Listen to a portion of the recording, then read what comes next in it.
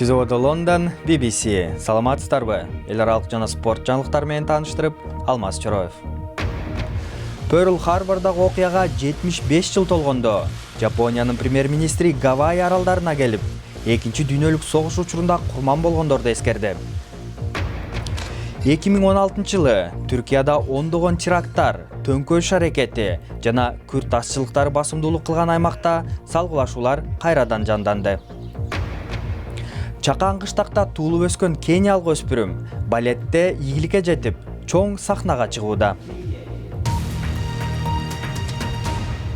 Жапониянын премьер-министри Шинзо Абе 1941 жылы Пёрл Харбордо жабыр тарткандарга көңүл айтты. Шинзо Абе 75 жыл мурда Жапониянын чабуулунда чөгүп кеткен USS Аризона аскердик кемесинин эстелигинде сөз сүйлөп, согуштагы каргашалуу окуялар эч кайталанбашы керек деп белгиледи.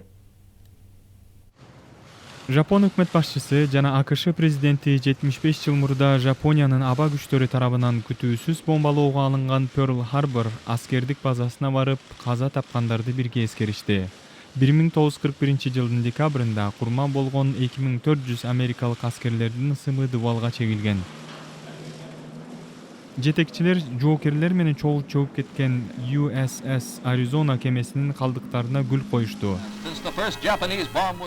Аскердик кеме Жапониянын бомбалоосунан улам жарылып чөккөн. Премьер-министр Шинзо Абе каргашалуу окуя жаш америкалык аскерлердин өмүрүн кыйып, алар кыялдарына жана тилектерине жетпей калганына кайгырып турганын айтты. Мен окуянын кесепетин ойлонсом, капаланып, сөз таба албай калам. Курман болгон аскерлердин ыйманы саламат болсун. 75 жыл бою америкалыктарды Пёрл Харборду эскерип турууга үйрөтүп келишкен. Бирок бүгүн президент Обама каргашалуу окуянын башка сабактары тууралуу сөз кылды. Жек көрүүчүлүк күч алып турганда, трайбализм кеңири тарап жатканда биз оочодо калууну көздөшүбүз керек. Биз өзүбүздөн башкаларды жамандабашыбыз зарыл. Обаманын сөзү жаңы шайланган президент Дональд Трампка багытталганы бышык. Анын мусулмандар жана мексикалыктар тууралуу пикири жек көрүүчүлүккө түрткү болду деп айткандар арбын. Ал эми Шинзо Абенин Трамп Ак үйгө келгенде эки мамлекеттин карым-катнашы кандай болот деген да тынчсыздануусу бар. 2016 жылы Түркияда туруксуз абал түзүлдү. Европа менен жакынкы чыгышты байланыштырган Сирияга чектеш мамлекетте быйыл ондогон теракт, төңкөрүш аракети, саясий туруксуздук өкүм сүрдү. BBC 2016 жылы Түркияда орун алган негизги окуяларга кайрылат.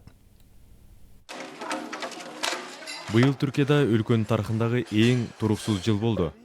Күрд жумушчу партиясы менен ок чыгарбоо келишими бузулгандан кийин ПКК аскерлерге жана полицияга кол салып, Түркия аргасынан өзгөчө кырдаал жарыялоого чейин барган. Чабуулдардан улам 2,5 миң адам курман болуп, миллион тургун жер которду. Мелек Илбарстын сиңдиси Исма Күрд жумушчу партиясына кошулган.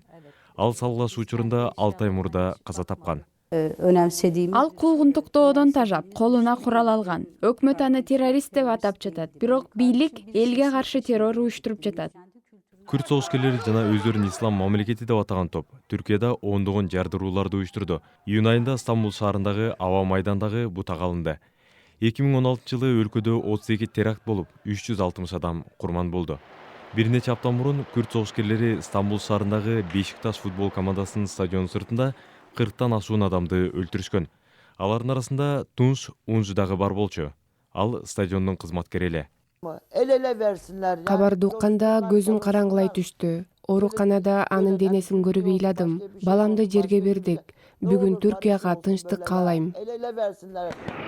Июнь айында ишке ашпай калган төңкөрүш аракети дагы болду.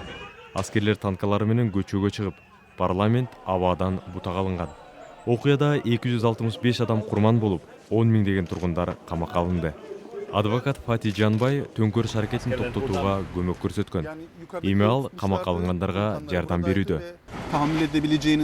Төңкөрүш ишке ашса, өлкөнүн абалы азыркыдан да курч болмок. Учурда менин жакын досторум түрмөдө отурат. Алардын төңкөрүш аракетине эч тиешеси жок. Алтыны төңкөрүшчүлөр биздин өмүрүбүздү алгысы келди. Арийне азыр дагы ушундай аракеттер болуп жаткандай. Түзөбөдө BBC, эми күндүн башка жаңылыктарынын тизмеги. Орусиянын расмийлери биринчи жолу өлкөдө допинг боюнча программасы бар экенин мойнуна алды.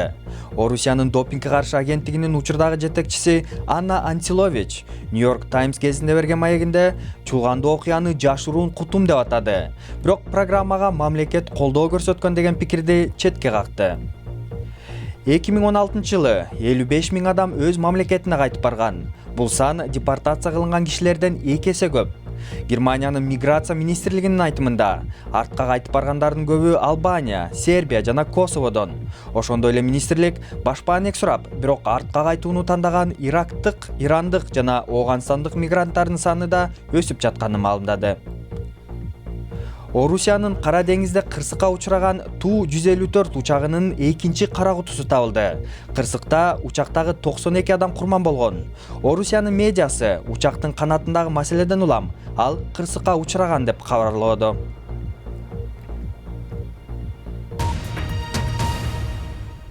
Кениянын балет боюнча эң мыкты бийчилердин бири Joel Kiyoko өлкөнүн жакыр аймагында туулуп өскөн.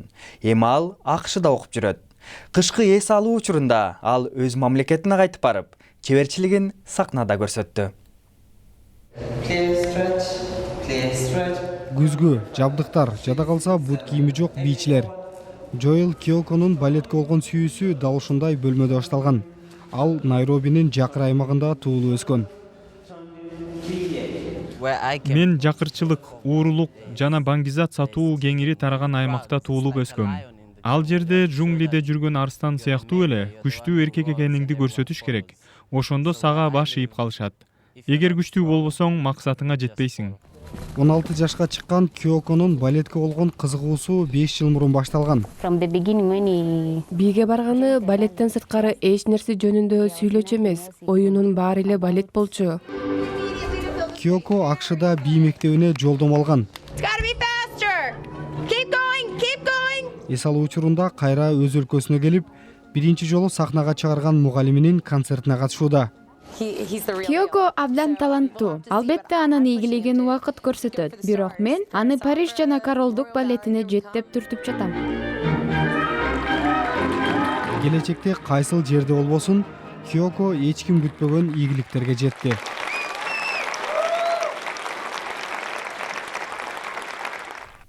Эми спорт. Ливерпуль 4-1 эсебинде Стоукту утуп, экинчи орунга жылды. Алар Челсиден 6 упай артта келе жатат. Бүгүн кечинде Саутгемптон Тоттенхам менен күч сынашат. Тоттенхам биринчи орунда турган Челсиден 13 упай артта келе жатат. Бирок Тоттенхамдын мурдагы жылдызы Клайв Оуэн команда дале чемпион намын алса болот деп айтты. Манчестер Юнайтеддин мурдагы жылдызы Райан Гиггс кызматтан алынган Боб Брайлейдин ордуна Суонзинин тренери катары дайындалышы мүмкүн деп айтылууда. 43 жаштагы Гиггс октябрь айында бул ишке келет деген имиштер чыккан. Брадлей 85 гана күн клубту башкаргандан кийин кечээ иштен алынды. Суонзи акыркы орундан бир тепкич өйдө турат. ФИФАнын президенти Жианна Инфантино дүйнөлүк чемпионатка 48 командага жолдомо берүү долбоорун дүйнөдөгү футбол федерациялары колдойт деп белгиледи. Учурда дүйнөлүк чемпионатка 32 гана командага жолдомо берилет. Мелдештин жаңы түрүндө тайпалык этапта 3 командадан турган 16 топ түзүлүшү ыктымал. Ар бир топтун эң күчтүү 2 командасы эмдиги баскычка өтөт. Жаңы долбоор январь айында добушка коюлат, бирок ал 2026 жылы күчүнө кирет. Жаңылыктардын соңунда АКШнын окумуштуулары унаанын үнү канаттууларга коркунуч жаратып жатканын аныктады. Көрсө, унаадан чыккан добуштан улам чымчыктар бири-бирине жөнөткөн коркунуч белгисин укпай калышат экен. Изилдөөчүлөр унаатыгыны жок аймакта канаттуулар бири-бирине берген белгилерди 5 эсеге көбүрөөк кабыл алаарын аныктады.